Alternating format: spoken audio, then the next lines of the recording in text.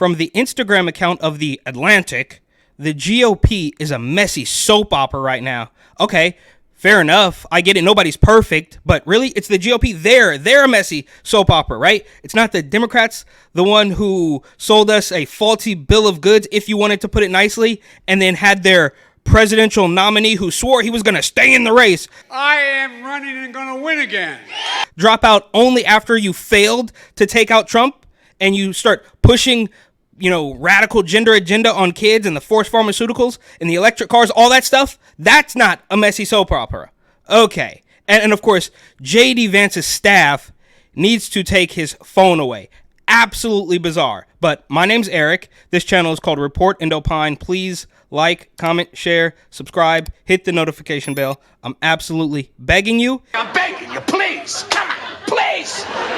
It would help me a lot and cost you nothing. But if you want to tell me even more and spend some money, you would buy my book, New York City 2020, Gotham Unglued, on Amazon.com. That link will be in the description. But they say the Democratic ticket has taken shape as both Donald Trump and his party are stumbling. Tom Nichols writes in the Atlantic Daily, okay? In the past couple of weeks, the former Trump lawyer Jenna Ellis accepted a deal from the state of Arizona to cooperate in its fake elector case, which obviously makes no sense. I dare anybody out there to explain to me the ramifications or the specifics of the Arizona fake elector case. It makes no sense. It's just another grain of sand on the heap. All the stuff that they throw at Donald Trump, all the way up until they tried to kill him, which I do want to look back at. But the fake electors case? Are you kidding me? So you're telling me that Jenna Ellis, who once pretended to be based or whatever, as the kids might say, just flipped over and is now part of the regime? And that's probably what they're asking everybody else to do, right? So she came to her senses, so says the media, but really she sees how strong the machine is and decided she didn't want that fight. Anyways, Arizona Republicans nominated Kari Lake, an election denier. That's just another thing they made up. But of course, it only goes in one direction because we can all remember, we can roll the tape of Democrats claiming that, Stacey Abrams really won. If Stacey Abrams doesn't win in Georgia, they stole it. It's clear. It's clear. And I say that publicly. It's clear. You can run the best campaign. You can even become the nominee. And you can have the election stolen from you. Votes remain to be counted. There are voices that were waiting to be heard. And I will not concede. And I respect where you're coming from, and I respect the issues that you're raising. You're not answering the question. Do you think it was... You're not using the word legitimate. There are still legitimate concerns over the integrity of our elections and of ensuring the principle of one person, one vote. But it only goes in one direction, and they think that we just can't tell. And some people are really quite stupid and probably can't tell, but I have enough faith that there are enough people to see clear through this nonsense. Anyways, an election denier for one of the state's Senate seats. A number of former GOP state and national officials ditched their party's nominee and joined Republicans for Harris. And a report detailed Senator J.D. Vance's apparent text exchange with a notorious internet troll named Chuck Johnson. Vance's excruciating flameout as Trump's running mate seems to have some Republicans wishing they could just drive him back to Ohio and leave him there. Yeah, so J.D. Vance is the problem. Again, nobody's perfect, but he's just so weird. He's a terrible choice. But what difference does it make? He could have picked anybody. He could have picked Vivek Ramaswamy. He could have picked Doug Burke. He could have picked anybody, and it would have been a problem for the media, right? So that's why even you see people on the right wing, like, oh, whatever, MAGA Trump supporters, something, oh, his campaign is flailing, which I don't really believe that to be the case. But he should have picked somebody else. Why? What does it matter?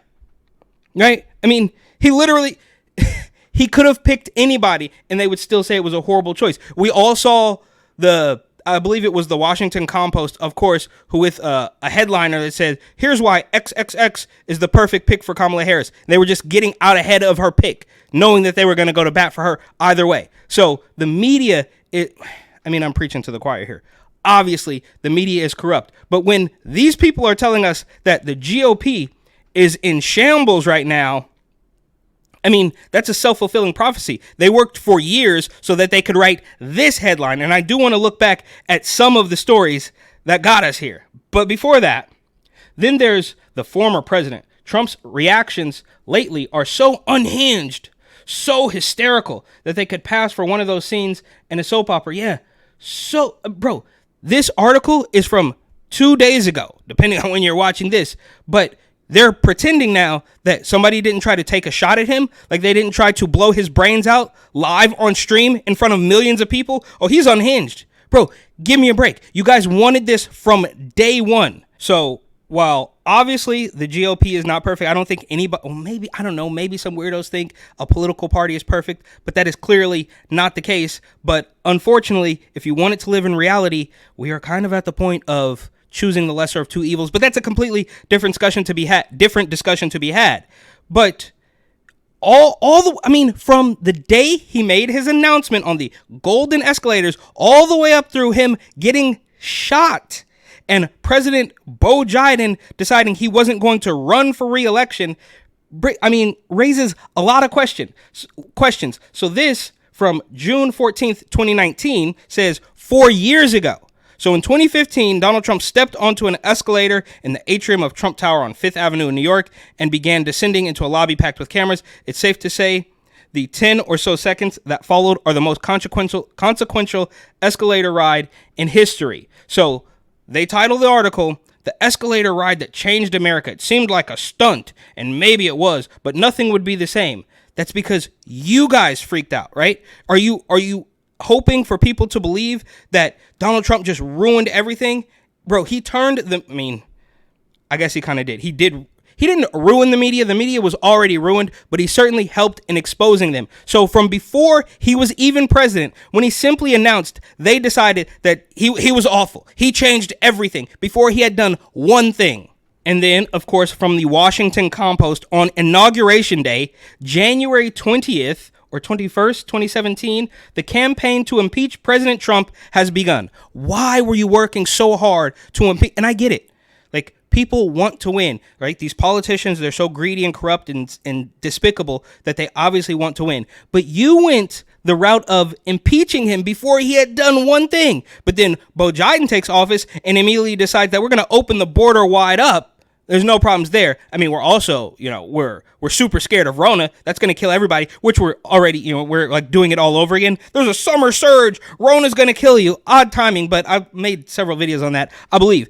And it's not the point. But this, right? So when he announced there was a problem, everything changed. Then he won the presidency and they already tried to, the campaign to impeach him has begun, which of course they did several years later. Then the Russia hoax. How could we forget? Seems like, I guess it was a long time ago. It wasn't ages ago, right? I'm old enough to remember the Russia hoax. Hillary Clinton personally approved plan to share Trump-Russia allegation with the press in 2016, campaign manager says. And then you've got the P tapes. Oh, how could we forget? The absurd sounding, still unverified tale of Trump and Russian prostitutes is back again. Here's where it all came from. Yeah, I'm sure I'm going to take Vox's word on that. So this is still just the very beginning, right? The Russia collusion, the P tapes. Then there's grab him by the pussy. How soon we forget this one? How Trump talked about women in private is horrifying. But you know what we should do is we should bring a woman on stage to twerk and tell all the little girls in the crowd that they should probably bend their baby.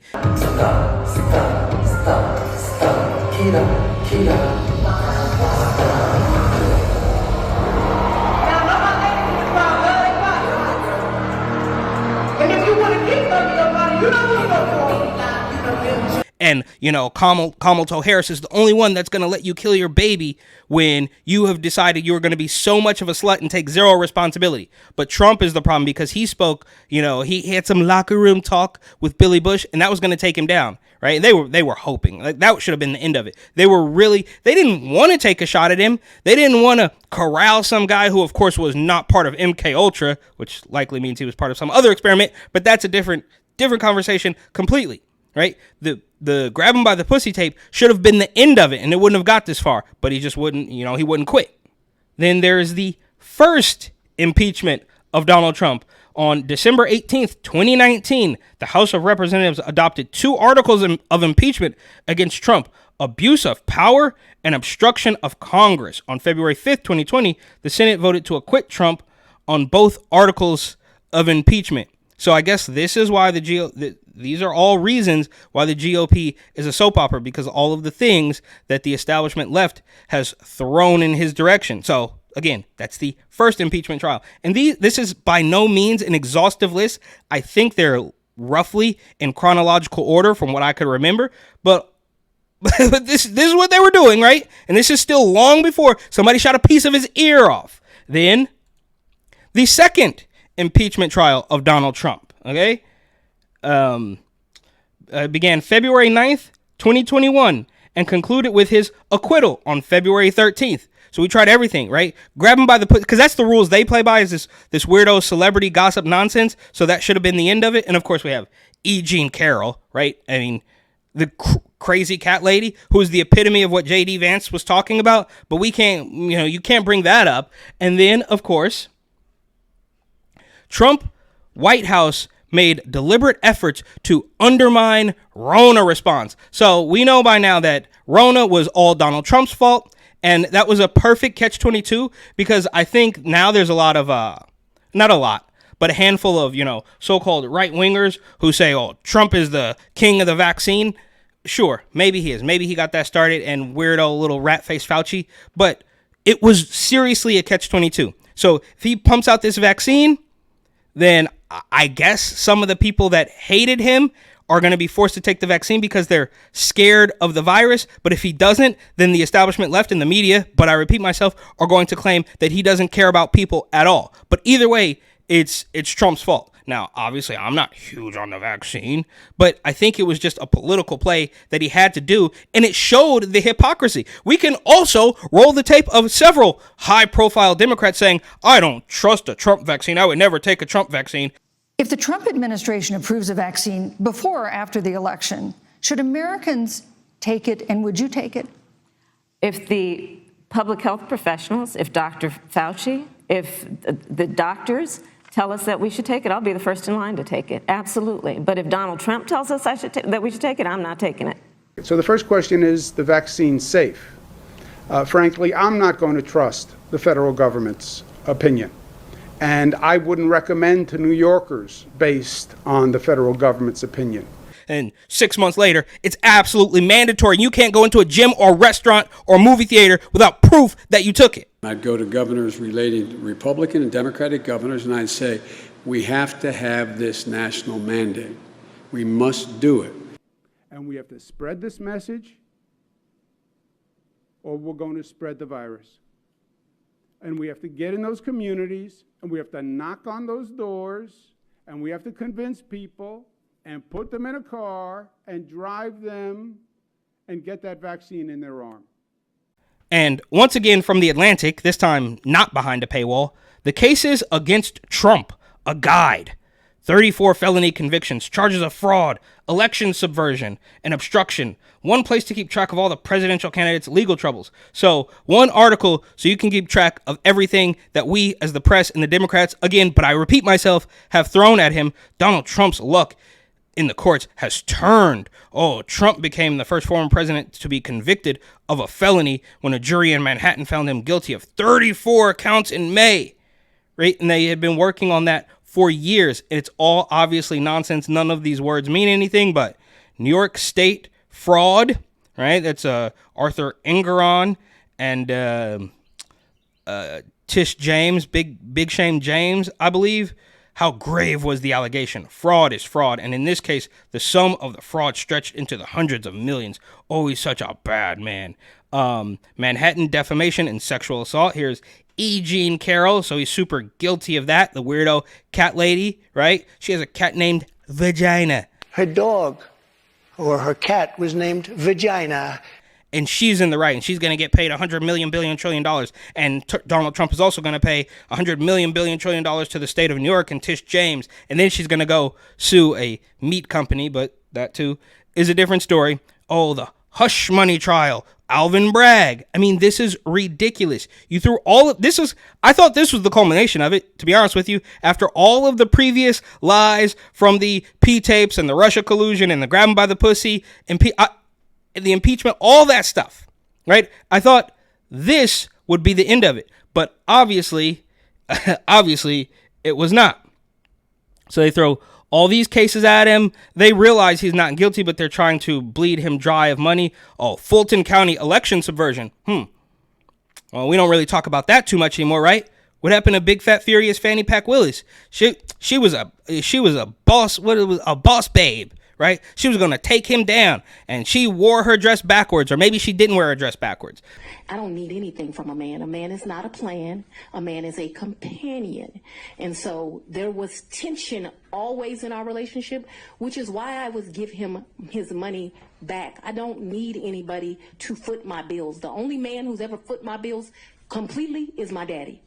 But she was gonna really get to the bottom of it, and then it boomeranged right back on her, and nothing to see here. No case here, nothing to talk about, right? I wasn't sleeping with a married man and taking trips on the taxpayer dime out of Georgia. Nothing like that, bro. When you come at the former president, you got to keep your hands clean. But that's how far out over their skis they got. Democrats all over the place are doing it, right? Shang Tao, a kickback Kathy Hochul in New York. I mean, it's just ridiculous. Tiffany Henyard, they get so brazen with these crimes because they know there are zero consequences coming their way. And maybe, possibly, slight, slim, minute chance that if Trump does win, then maybe they'll face consequences, but probably not. So they should just quit while they're ahead. But they obviously can't do that. Oh, election subversion. Yeah, bro, that's obviously you guys. Department of Justice, election subversion. Special Counsel Smith. Oh, yeah, of course. Jack Smith. How could I forget that? Like, they threw everything at this guy. It didn't work. So we shot at him.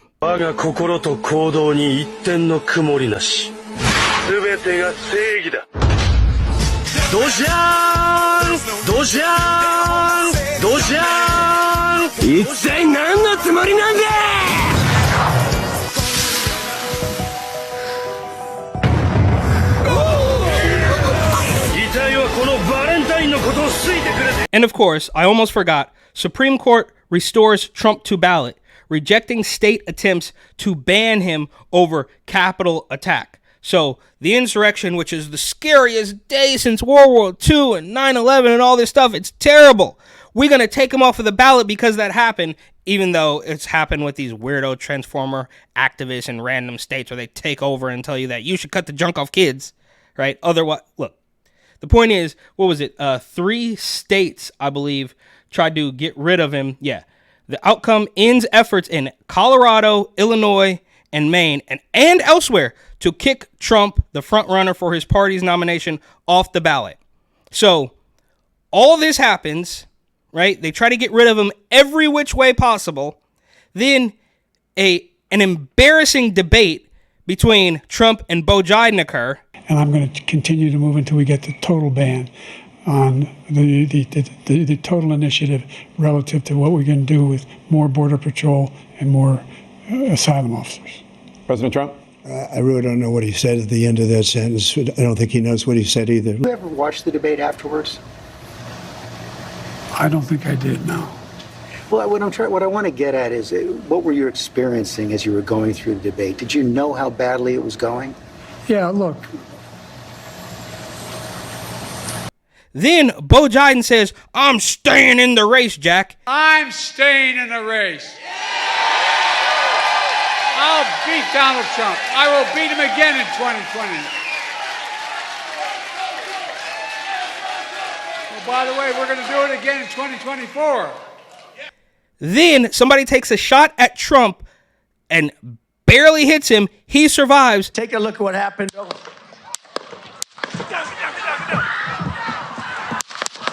And would you know? Could you believe it?